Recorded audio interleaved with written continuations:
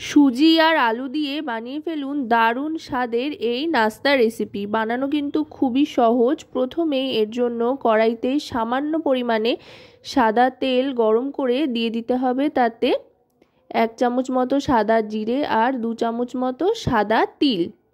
তিল আর জিরেটা একটু ভাজা ভাজা করে নিয়ে দিয়ে দিতে হবে 1 বাটি পরিমাণে জল। ঠিক যতটা জল দিয়েছি, যেই বাটিতে পরিমাপ করে জল দিয়েছি সেই বাটি পরিমাপ করে দিয়ে দিতে হবে 1 বাটি পরিমাণে সুজি। তার আগে দিয়ে দিচ্ছি সামান্য একটু নুন পরিমাণ মতো, যাতে সুজির যে মণ্ডটা তৈরি করব তাতে যাতে নুনের টেস্টটা থাকে সেই জন্য।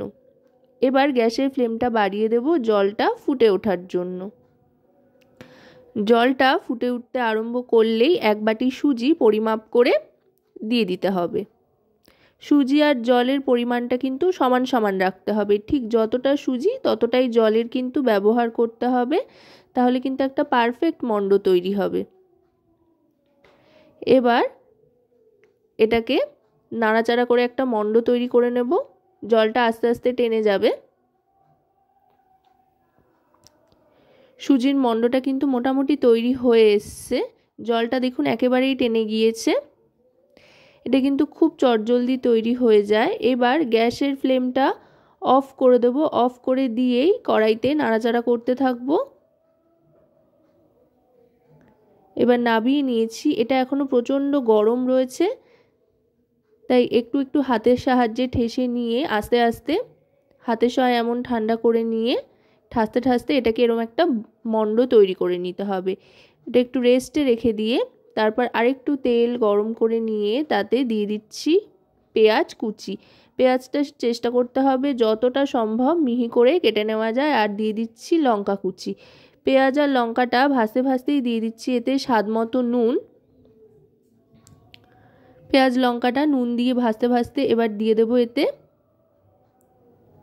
সামান্য একটু চিনি। চিনিটা অপশনাল, আপনারা না চাইলে নাও দিতে পারেন।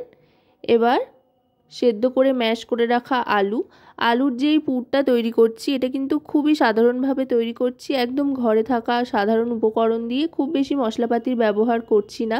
এই রেসিপিতে কিন্তু খুব বেশি কোনো মশলাপাতির ব্যবহার হয় না। একদম কম মশলাপাতিতে দারুণ মজাদার এই স্ন্যাক্স। একবার খেলে কিন্তু দেখবেন বাইরের থেকে চপ সিঙ্গারা কিনে এনে আর খেতে ইচ্ছে করছে না। আলুটা বেশ খানিকক্ষণ ভাজা ভাজা করে নেব। এবার দিয়ে দিচ্ছি ভাজা জিরের গুঁড়ো। জিরেটা খালি খোলায় ভেজে গুঁড়িয়ে নিয়েছি। জিরে গুঁড়োটা দিয়ে ভালো করে মিশিয়ে নিচ্ছি। মিশিয়ে নেওয়ার পর এবার নামিয়ে নেব। পুরটা তৈরি হয়ে গিয়েছে। এবার যেটা করব, একটা ব্যাটার তৈরি করে নেব। তার জন্য নিয়ে নিচ্ছি ময়দা আর চালের গুঁড়ো। চালের গুঁড়ো নেওয়ার কারণ তাতে করে খুব সুন্দর ক্রিস্পি একটা ব্যাপার আসবে। এখানে 3 চামচ মতো ময়দা নিচ্ছি আর 2 চামচ মতো চালের গুঁড়ো নিয়ে নেব। তারপর চালের গুঁড়ো আর ময়দার সাথে মিশিয়ে নেব সামান্য একটু সাদা তিল আর চিলি ফ্লেক্স। যদি বাচ্চাদের জন্য বানান, খুব একটা বেশি ঝাল বাচ্চারা পছন্দ না করে, তো চিলি ফ্লেক্সটা অ্যাভয়েড করতে পারেন। আর দিয়ে দিয়েছি এখানে সামান্য নুন। নুনটা স্বাদ মতো দিয়ে দিলাম। আর এবার দিয়ে দিচ্ছি সামান্য একটু চিলি ফ্লেক্স। এটা অপশনাল, আগেই যেটা বললাম, না চাইলে নাও দিতে পারেন। এবার চিলি ফ্লেক্সটা দিয়ে দেওয়ার পর শুকনো অবস্থাতেই সবগুলোকে একটু ভালো করে মিশিয়ে নেব। মিশিয়ে নিয়ে জল দিয়ে পাতলা একটা ব্যাটার তৈরি করে নিতে হবে। এটা কিন্তু একেবারেই পাতলা করে তৈরি করতে হবে, খুব একটা ঘন হবে না। আর খুব বেশি পরিমাণে তৈরি করারও প্রয়োজন নেই। একদম হালকা একটা ব্যাটার তৈরি করে নেব। এবার কাঁটা চামচের সাহায্যে গুলিয়ে নিয়ে ব্যাটারটা তৈরি করে নিচ্ছি। ব্যাটারটাও এদিকে কিন্তু তৈরি হয়ে গিয়েছে মোটামুটি। এবার যে সুজির মণ্ডটা তৈরি করেছিলাম ওটা রেস্টে রেখে দিয়েছিলাম। এবার আরও আরেকবার ভালো করে মথে নেব। মথে নিয়ে এখান থেকে লেচি কেটে নেব। এটাকে 2 ভাগ করে নিচ্ছি।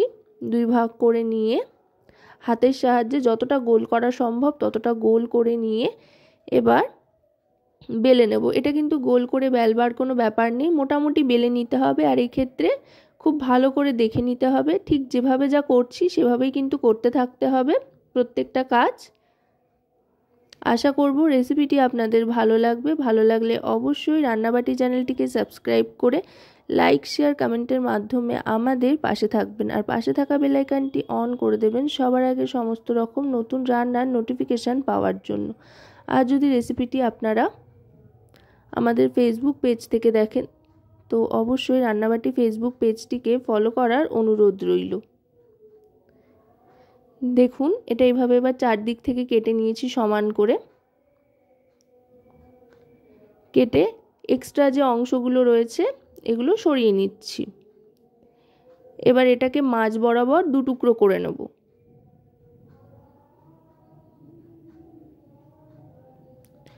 দু টুকরো করে নিয়ে এবার যে আলুর পুরটা রয়েছে সেটা মাঝখানে দিয়ে ফোল্ড করে নেব।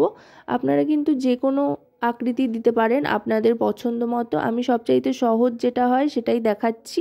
এভাবে আপনারা প্রত্যেকেই বানাতে পারবেন, খুব একটা কিছু সমস্যা নেই। এই দুটো ভাগকে আলাদা আলাদা করে রেখে এবার একটা ভাগের মাঝখানে আলুর সামান্য পুর নিয়ে নিচ্ছি, এরমভাবে লম্বা করে গোল করে নিয়ে এবার ফোল্ড করে নেব এইভাবে।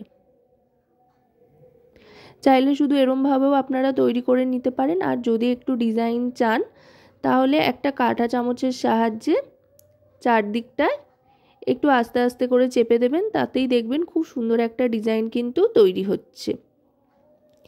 এইভাবে আগে প্রত্যেকটা কিন্তু তৈরি করে নিতে হবে। এই দেখুন এইভাবে ডিজাইন করে নিচ্ছি চারপাশে, দেখতে বেশ সুন্দর লাগছে এতে করে।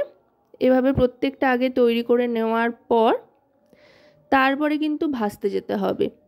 দেখুন প্রত্যেকটা তৈরি করে নিয়েছি, দেখতে খুব সুন্দর লাগছে, বেশ প্যাটিসের মতো দেখতে লাগছে। এবার যেই গোলাটা তৈরি করে রেখেছিলাম ময়দা আর চালের গুঁড়ো দিয়ে, সেই গোলার মধ্যে চুবিয়ে সাদা তেলে ছেড়ে দিচ্ছি। সাদা তেলটা আগে ভালো করে গরম করে নিতে হবে। আর এক্ষেত্রে কিন্তু খুব বেশিবার এই ব্যাটারে চোবানোর দরকার নেই, জাস্ট একবার চুবিয়ে এপিট ওপিট করে নিলেই চলবে।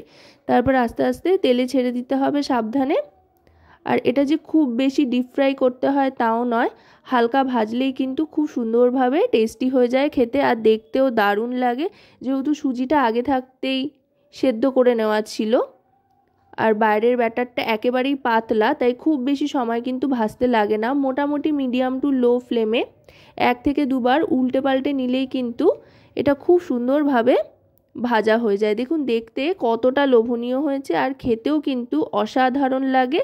আর খুব বেশি উপকরণ যে লাগে না সেটা তো দেখতেই পেলেন। তো এবার আমি সার্ভ করে দিচ্ছি টমেটো কেচাপের সাথে। তো আজকের এই রেসিপিটা আপনাদের কেমন লাগলো সেটা কিন্তু অবশ্যই আমাকে কমেন্টের মাধ্যমে জানাবেন। সকলে খুব ভালো থাকবেন, সুস্থ থাকবেন, রান্নাবাটির সাথে থাকবেন।